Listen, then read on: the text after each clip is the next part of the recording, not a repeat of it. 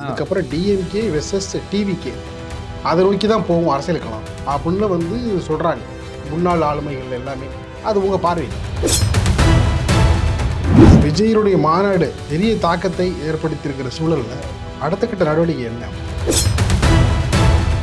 எதிர்பாராத விதமாக தேசிய ஜனநாயக கூட்டில் போய் இணைந்துடுறான்னு வச்சு விஜய், அது ஒரு ரொம்ப கடுமையான போட்டியாக உங்களுக்கு மாறாதா?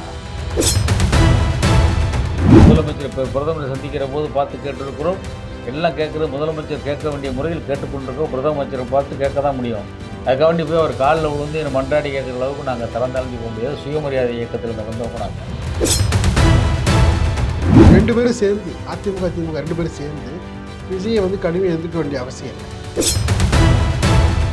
கூட்டணி இல்லாமல் நாங்கள் வெற்றி பெற முடியுமாங்கிற மாதிரி தனித்து நீங்கள் வெற்றி பெற முடியுமா அப்படின்லாம் கூட சில கேள்விகளை சில பேர் கேட்குறாங்க. கடுமையாக வந்து மத்திய அரசு எதிர்க்கிறாரு. கடுமையான உரையில் மூலயமா உலக நாடுகளை கவர்றாரு ராகுல் காந்தி. அதில் வந்து தோழமை கட்சிங்கிற முறையில் வந்து உங்களுடைய பங்களிப்பு ரொம்ப அதிகம் இல்லை. அவருக்கு வந்து வலு சேர்க்கணும்ல. இல்லை, நாங்கள் வலு சேர்த்து தானே இருக்கோம். அது ஒன்று அந்த தோற்றமே தெரியும். 40 எம்பிக்கள் இன்னைக்கு தமிழ்நாட்டிலேருந்து போயிருக்கவங்க பின்னாடி அவர் பின்னாடி தான் இருக்காங்க.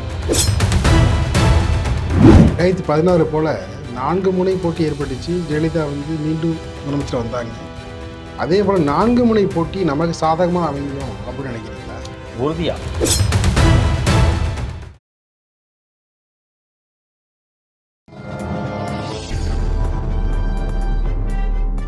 பத்திரிகை.com நேயர்களுக்கு இனிய வணக்கம். பரபரப்பான அரசியல் சூழலில் விறுவிறுப்பான கேள்விகளுக்கு வித்தியாசமாக பதிலளிக்க இணைந்திருக்கிறார் திராவிட முன்னேற்ற கழகத்தினுடைய இலக்கிய அணியின் மாநில செயலாளரும் முன்னாள் சட்டப்பேரவை உறுப்பினருமான திரு வி.பி. கலைராஜன் அவர்கள். வணக்கம் சார். வணக்கம். நல்லா இருக்கீங்களா? நல்லா இருக்கீங்களா? நல்லா இருக்கேன் சார். ஒரு முன்னாள் சட்டப்பேரவை உறுப்பினர், இந்த தேர்தல் களம் என்பது உங்களுக்கு சொல்ல வேண்டிய அவசியம் இல்லை.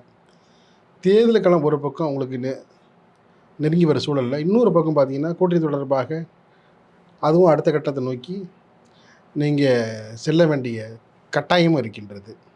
இதற்கு இடையில் பார்த்தீங்கன்னா விஜய் ஒரு சேலத்தில் ஒரு மாநாடை போடுறாரு.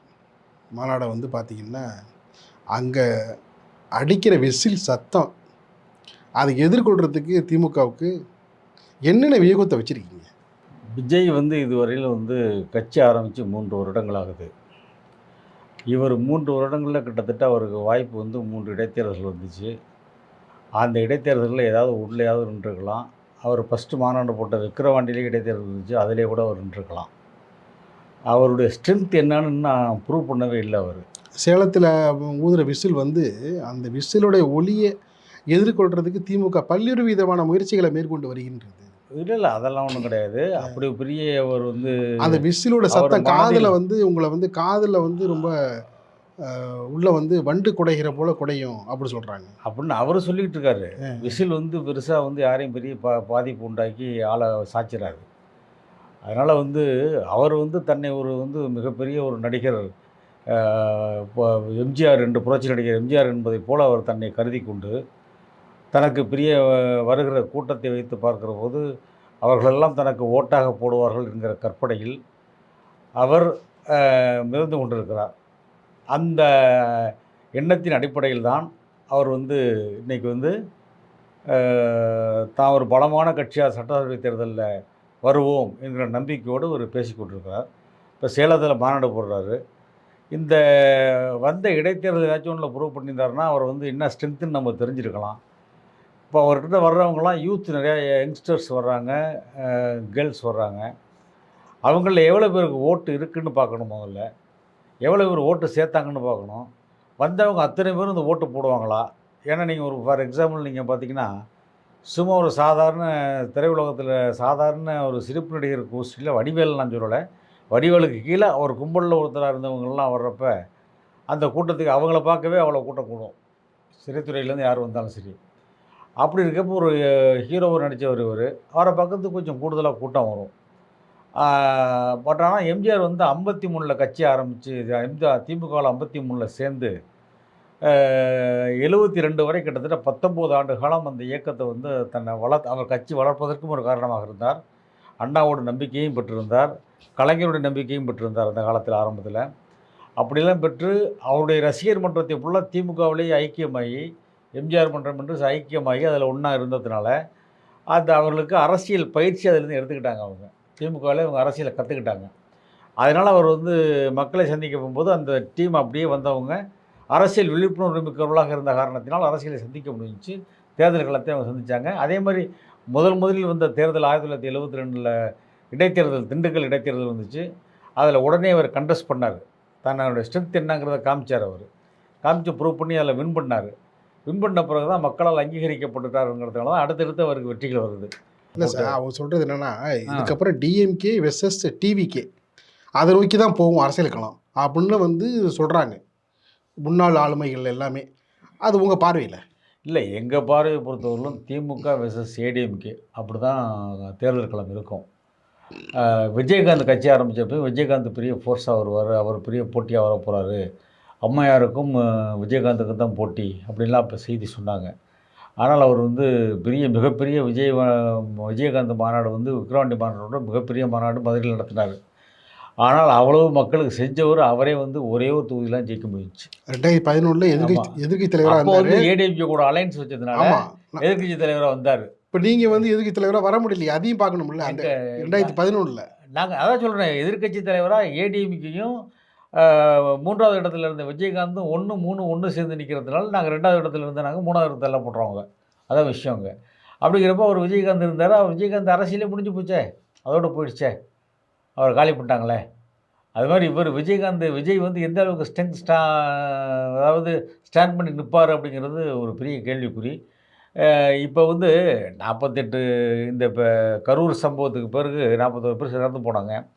இறந்து போனதுக்கு பிறகு கிட்டத்தட்ட 60-70 நாட்கள் அவர் பேச்சே காணும், ஒன்றையும் காணும். ஒரு இன்சிடெண்ட்டு, அந்த இன்சிடெண்ட்லேயே அவர் வெளியே வர்றதுக்கு 70 நாள் ஆகிப்போச்சு. அப்படிங்கிறப்ப இன்னும் எதிர்வர போகிற பிரச்சனைகள் எவ்வளவோ இருக்குது. அரசியல் களத்தில் இன்னும் பல்வேறு பிரச்சனைகள்லாம் இருக்குது. அதையெல்லாம் ஃபேஸ் பண்ணணும். அதுக்கெல்லாம் ஃபேஸ் பண்ணக்கூடிய அளவுக்கு அவருக்கு வந்து தைரியம் இருக்கா? அதையெல்லாம் மக்கள் பார்ப்பாங்க. அதெல்லாம் பார்த்து மக்களை வேறு காப்பாற்றுவாரா? இப்போ சொல்கிறாரு, இப்போ அந்த ஜனநாயகம் படம் ரிலீஸ் பண்ண முடியல அவரால். இப்போ வந்து கொள்கை எதிரின்னு பேசிட்டு இருந்தார் பாஜகவை. இப்போ கொஞ்ச நாள் அதை பேசுகிறதே இல்லை. நீங்கள் பார்த்தீங்கன்னா தெரியும். ஒருவேளை மோடியை பற்றி பேசுகிறதே கிடையாது. இல்லை, ஒருவேளை வந்து நீங்கள் தைரியமாக இருந்தால் மோடியை பற்றி பேசலாம்ல, ஏன் பேச மாட்டேங்கிறாரு? சரி, உங்கள் பார்வைக்கு நான் வரேன். ஒருவேளை வந்து எதிர்பாராத விதமாக தேசிய ஜனநாயக கூட்டில் போய் இணைந்துடுறான்னு வச்சிங்களேன் விஜய், அது ரொம்ப கடுமையான போட்டியாக உங்களுக்கு மாறாதா? நிச்சயமாக கடுமையான போட்டியாக தான் எங்களுக்கு இருக்கும். அது எதிர்கொள்கிறதுக்கு வியூகத்தை எப்படி வச்சு? கடுமையான போட்டியாக தான் இருக்கும், அதில் நாங்கள் மாற்றுக்கிறது இல்லவே இல்லை. ஆனால் சிறுபான்மை ஓட்டுக்கள் அவருக்கு உழுவும்னு சொல்லி நம்பிக்கிட்டு இருக்கார் விஜய். அந்த சிறுபான்மை ஓட்டுக்கள் என்டிஏ கூட போய் அவங்க அலைன்ஸ் வச்சாருன்னா சிறுபான்மை ஓட்டுக்கள் அவருக்கு விழுவாது, எங்கள் அணிக்கு தான் விழுவும். அதில் வந்து உறுதியாக நான் சொல்கிறேன். அது இல்லாமல் எங்கள் ஓட்டு எங்களுக்கு விழுந்தாலே போதும். நாங்கள் அந்த அணியை வந்து இப்போ இன்றைக்கி வந்து அம்மா இருந்தப்போ 44% ஓட்டு வாங்கினாங்க ஏடிஎம்கே, அந்த அம்மையார் இருந்தப்போ. ஆனால் இன்றைக்கி வந்து எடப்பாடி இருக்கிறப்ப 19% குறைஞ்சி போச்சு. புரிஞ்சா உங்களுக்கு? பிஜேபிக்கு வந்து பார்லிமெண்ட்டுக்கு ஓட்டு போட்டது மக்கள் வந்து இப்போ போட்டாங்கிறது வேறு. பட் சட்டசபைக்கு பிஜேபிக்கு ஒன்றும் பெருசாக ஓட்டு விழுவா தமிழ்நாட்டை பொறுத்தவரைக்கும் உங்களுக்கு நல்லா தெரிஞ்ச விஷயம் தான் அது. அப்படிங்கிறப்ப அவங்க ஓட்டு பர்சன்டேஜ் நீங்கள் பார்லிமெண்ட்டில் வாங்கின மாதிரிலாம் வாங்க முடியாது. அப்படி பார்க்குறப்ப நாங்கள் வந்து எங்களுடைய கூட்டணி வலுவாக இருக்குது. காங்கிரஸு, மதிமுக, விடுதலை சிறுத்தைகள், இந்த கட்சி, கம்யூனிஸ்டுகள், இதெல்லாம் வந்து எங்கள்கிட்ட வந்து பெரும்பான்மை பலம் வாய்ந்த கட்சிகளாக தான் எங்கள் கூட இருக்குது. திமுக தலைமையில் அவங்கெல்லாம் வந்து எந்த ஒரு குறையும் இல்லாமல் நிறைவோடு இருக்காங்க அவங்க.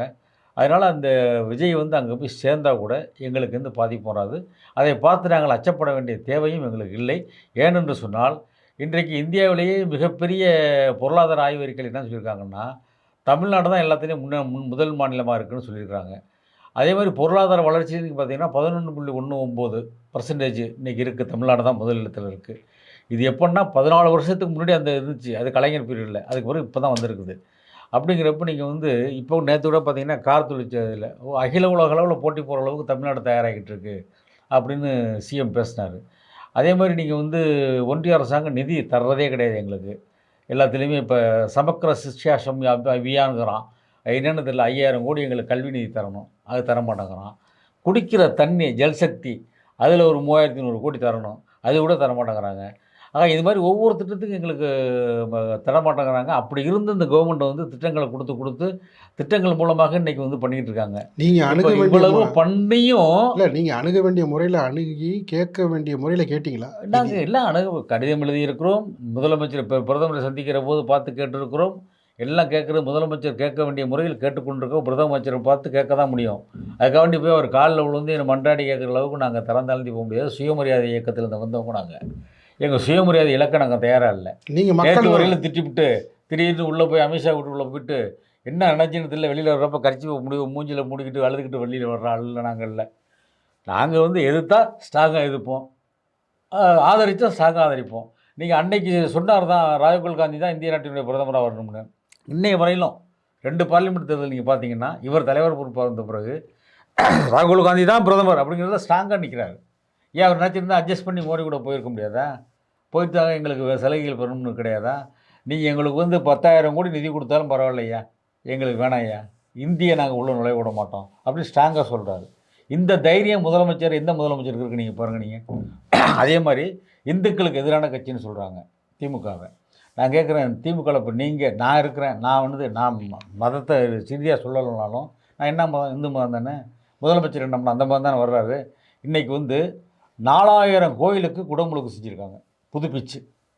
இது தமிழக வரலாற்றிலே மிகப்பெரிய விஷயம். 1948 ஓடின திருவாரூர் தேர், அதை கலைஞர் வந்த பிறகு தான் அந்த தேரை ஓட வச்சார் முதலமைச்சரான பிறகு. அப்போ எத்தனை வருடம் கழிச்சு ஓட வச்சார்? 71 பிறகு. அப்போ வந்து 71க்கு பிறகு அப்போ மன்னை நாராயணசாமி உங்களுக்கு தெரியும், தஞ்சை பெரியார்னு சொல்லுவாங்க அவரை வச்சு அந்த ஓட வச்சார் தேரை. அது மாதிரி இன்றைக்கி வந்து 4000 கோயிலுக்கு குடமுழுக்கு பண்ணியிருக்காங்க. கிட்டத்தட்ட 10,000 கோடிக்கு கோயில் சொத்தை வந்து மீட்டெடுத்துருக்குறாங்க. இதெல்லாம் வந்து இதுவரை எந்த மாநிலமும் செய்யலை. பாஜக ஆளுகிற மாநிலத்தில் கூட இந்த அளவுக்கு குடமுழுக்கு நடந்ததாக எனக்கு தெரியலை. சான்று இருந்தால் நீங்கள் சொல்லுங்கள். கோயில் சொத்தெல்லாம் மீட்டெடுத்துட்டுன்னு சொல்கிறீங்க. இன்றைக்கி வந்து செய்தி பார்த்தீங்கன்னு வச்சுக்கலாம், கோயில் இடத்துல அடுக்குமாடி குடியிருப்பு கட்டி அதில் ஒரு 2,500 குடும்பம் பாதிக்கப்பட்டு 2,500 கோடி ரூபாய்க்கு மோசடி நடந்திருக்கு.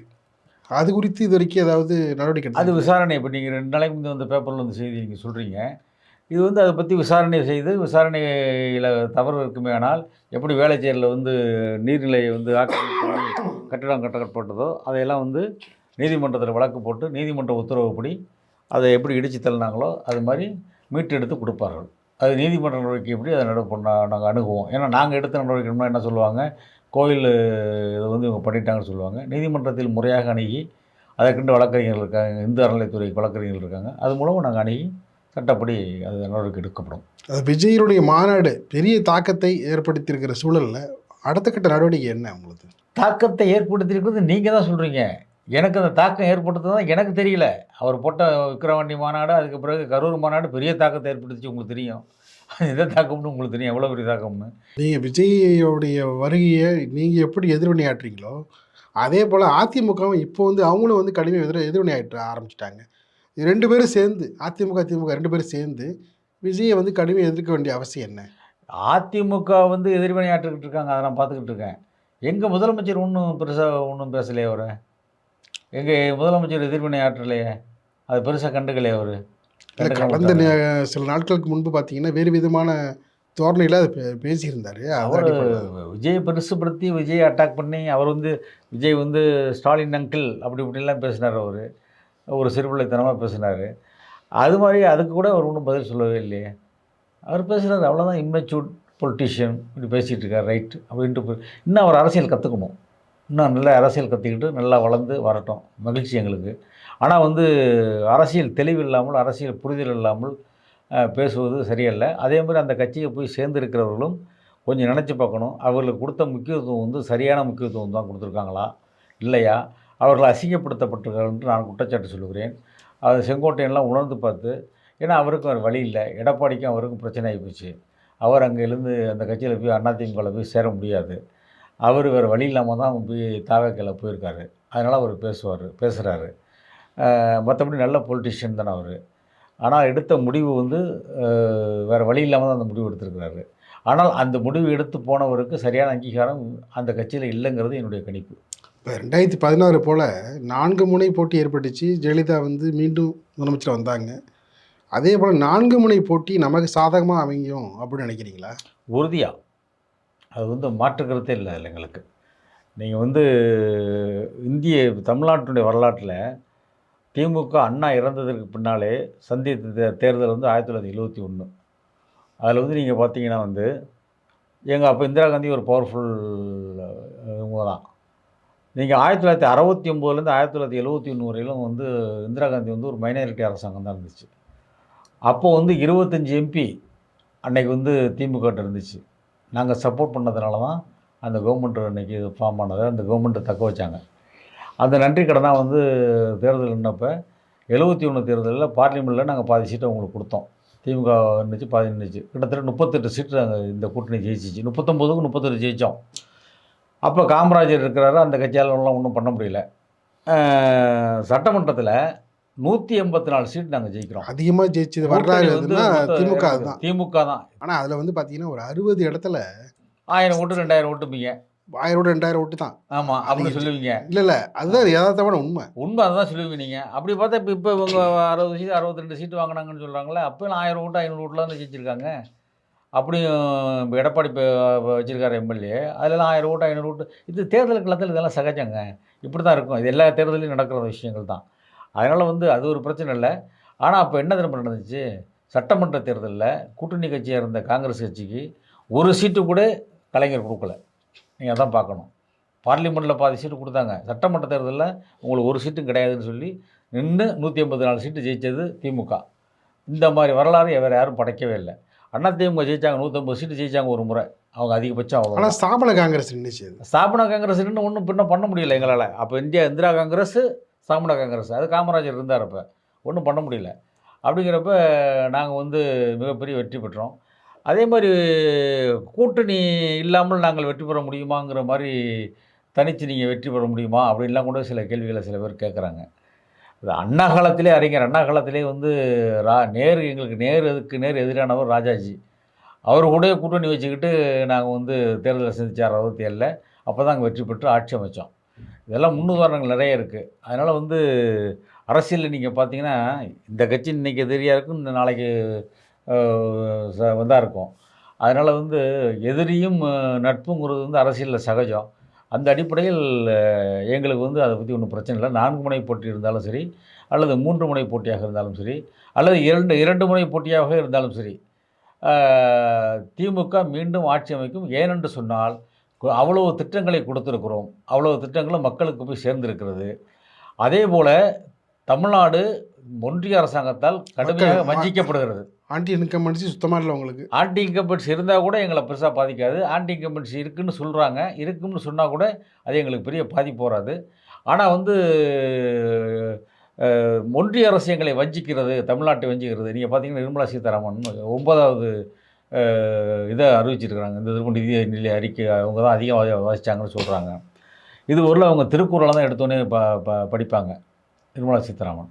இந்த முறை திருக்குறளே படிக்கலை, அவங்க விட்டாங்க. காஞ்சி பட்டுடுத்தி வந்தாங்கன்னு சொல்லி பெருமையாக சொல்கிறாங்க. காஞ்சி பட்டுடுத்துனா போதுமா? திருவள்ளுவருடைய குறளை படிக்கிறதுல படிக்கணும்ல, ஏன் படிக்கலை அவங்க?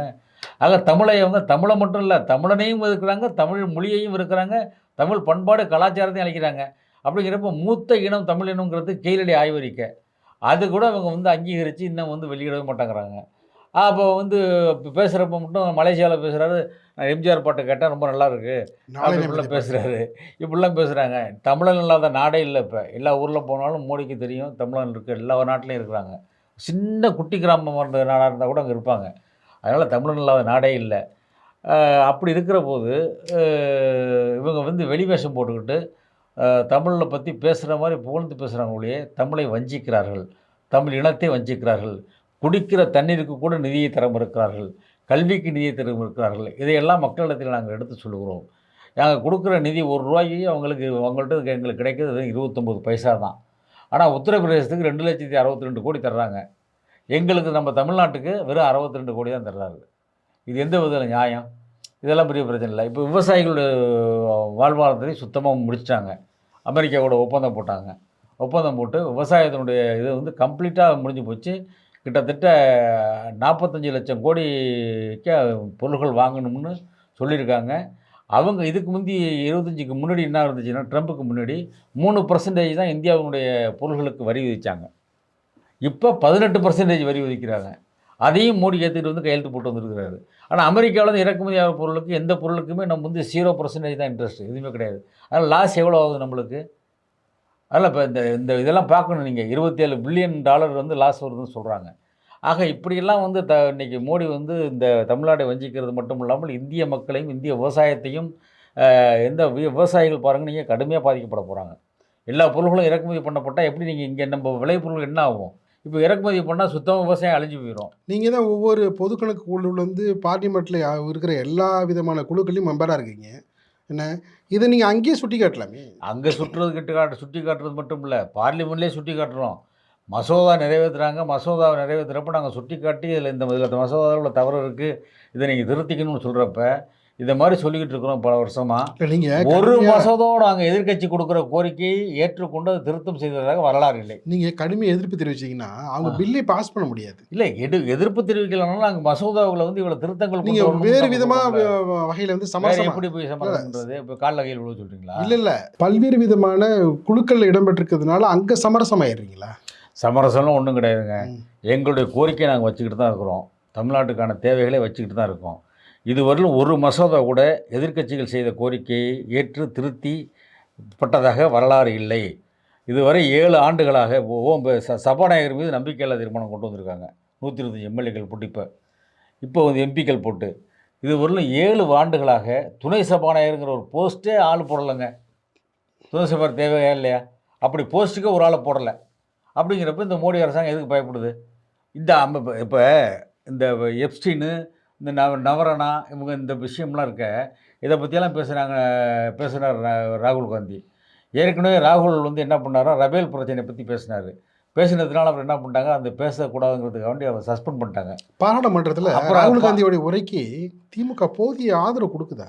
ஏன் ஆதரவு கொடுக்குறோமே? இல்லை, ஆதரவுன்னா அவர் கடுமையாக வந்து மத்திய அரசை எதிர்க்கிறாரு. என்ன கடுமையான உரையில் மூலயமா உலக நாடுகளை கவர்றாரு ராகுல் காந்தி. அதில் வந்து தோழமை கட்சிங்கிற முறையில் வந்து உங்களுடைய பங்களிப்பு ரொம்ப அதிகம் இல்லை. அவருக்கு வந்து வலு சேர்க்கணும்ல. இல்லை, நாங்கள் வலு சேர்த்துட்டு தானே இருக்கோம். அதில் ஒன்றும் ஸ்ட்ரென்த்து, அந்த தோற்றமே தெரியும். 40 எம்பிக்கள் இன்றைக்கி தமிழ்நாட்டிலேருந்து போயிருக்கவங்க பின்னாடி அவர் பின்னாடி நின்றுட்டு தானே இருக்காங்க. அது ஒரே ஸ்ட்ரென்த்தே இன்றைக்கி அவங்களுக்கு தமிழ்நாட்டு எம்பிக்கள் தான். அதை வந்து நீங்கள் மறுக்க முடியாது. அவர் நிற்கிறது முழுவதும் வந்து 100க்கும் மேற்பட்ட காங்கிரஸ் எம்பிக்கள் நிற்கிறாங்க. 100க்கும் மேற்பட்ட காங்கிரஸ் எம்பிக்கள் எங்கே இருக்காங்க? 100 எம்பிக்கள். ஆமாம், அவங்க இருக்கிறாங்க. பட் நம்ம திமுக எம்பிக்கள் முழுமையாக அவங்க அதை சப்போர்ட் பண்ணுறாங்க. ராகுல் காந்தி எங்களுடைய சகோதரர் அப்படின்னு சொல்லி முதலமைச்சர் சொல்லியிருக்காரு. அவர் வந்து எனக்கு மூத்த அண்ணன்கிற ஒரு ராகுல் காந்தி. அதெல்லாம் அப்படிங்கிறப்ப நாங்கள் வந்து விட்டு கொடுப்போமா? 2004 2009 அது ரொம்ப வெளிப்பட்டுச்சு. இல்லை, மதசார்பற்ற அணிங்கிற ஒரே காரணத்தினால, மதசார்பற்ற இயக்கம்ங்கிறதுனால காங்கிரஸுக்கு நாங்கள் முழுமையாக ஆதரவு தர்றோம். அது உறுதி இருக்குது. தருவோம். வருங்காலத்திலும் தருவோம். நிகழ்ச்சி பங்கேற்ற பல கருத்தில் தெரிவித்தமை எதையும் நன்றி சார். மகிழ்ச்சி. நன்றி.